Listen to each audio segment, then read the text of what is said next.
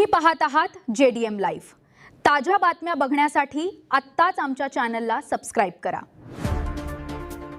काय करत होता तुम्ही आणि किती पैसे तुमचे चोरीला गेलेत? 5,000 रुपये होते माझे। बर, कपडे धुवून राहिला असं खाली बसून कोण दोघं जण होते, एकानं काचकोरे टाकले, मी बसलो खाजत असं माई साबण घेतले, मला धुवून टाकलं, माझ्या डोळ्यातली साबण टाकून अंगात बनून काळा काळा काळा मारत मारत मारत मारत मारत काढले बनेन होऊन मी बसलो पाच कपडे धुवून पाहिलं तर बनेन